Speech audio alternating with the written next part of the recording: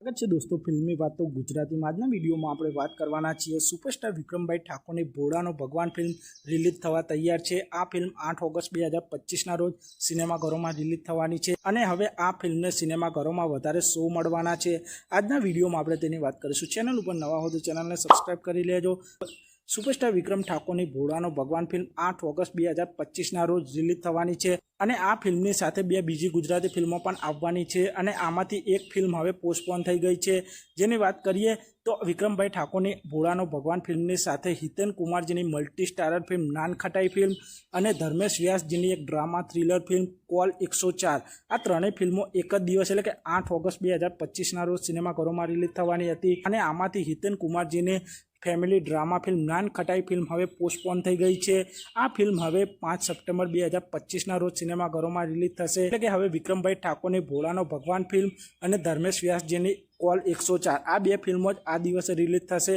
ભોળાનો ભગવાન ફિલ્મને એ ફાયદો થવાનો છે કે આ ફિલ્મને હવે મલ્ટીપ્લેક્સ સિનેમાઘરોમાં વધારે શો મળશે, કારણ કે જો નાન ખટાઈ ફિલ્મ આ તારીખે રિલીઝ થઈ હોય તો નાન ખટાઈ ફિલ્મને મલ્ટીપ્લેક્સ સિનેમાઘરોમાં વધારે શો મળોત અને વિક્રમભાઈ ઠાકોરની ફિલ્મને મલ્ટીપ્લેક્સ સિનેમાઘરોમાં ખૂબ જ ઓછા શો મળોત। પણ હવે નાન ખટાઈ ફિલ્મ પોસ્ટપોન થઈ ગઈ છે એટલે કે નાન ખટાઈ ફિલ્મના શો હવે વિક્રમભાઈ ઠાકોરની આ ભોળાનો ભગવાન ફિલ્મને મળશે અને કોલ 104 ફિલ્મ એક ડ્રામા થ્રિલર ફિલ્મ છે અને આ ફિલ્મ ખૂબ જ ઓછા લિમિટેડ સિનેમાઘરોમાં રિલીઝ થશે એટલે કે વિક્રમભાઈ ઠાકોરની ભોળાનો ભગવાન ફિલ્મને આ કોલ 104 ફિલ્મથી એટલું બધું કોમ્પિટિશન મળશે નહીં। જો કે વિક્રમભાઈ ઠાકોરની આ ભોળાનો ભગવાન સિંગલ સ્ક્રીન સિનેમાઘરોમાં તો જબરજસ્ત ચાલશે અને મલ્ટીપ્લેક્સ સિનેમાઘરોમાં પણ આ ભોળાનો ભગવાન ફિલ્મ ધૂમ મચાવશે, કારણ કે 8 તારીખથી 14 તારીખ સુધી મલ્ટીપ્લેક્સ સિનેમાઘરોમાં કોઈ મોટી ફિલ્મ આવવાની નથી।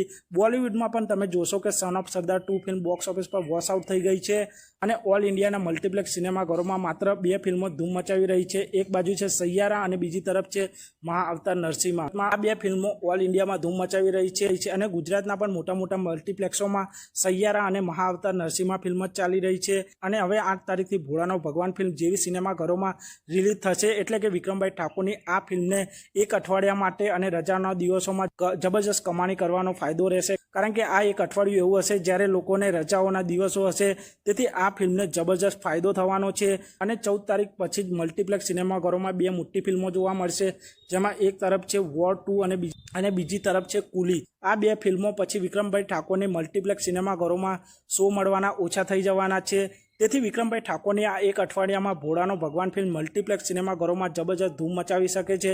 જો કે સિંગલ સ્ક્રીન સિનેમાઘરોમાં તો ભોળાનો ભગવાન ફિલ્મ જ ચાલવાની છે અને આ ફિલ્મ માટે આપ સૌ કેટલા એક્સાઇટેડ છો તે કોમેન્ટ કરજો। આપ સૌ આવા જ પ્રકારના ગુજરાતી ફિલ્મોને લગતા વિડીયો જોવા માંગતા હો તો ચેનલને સબસ્ક્રાઇબ કરી લેજો, વિડીયોને લાઇક કરી દેજો અને જોતા રહો ફિલ્મી વાતો ગુજરાતી।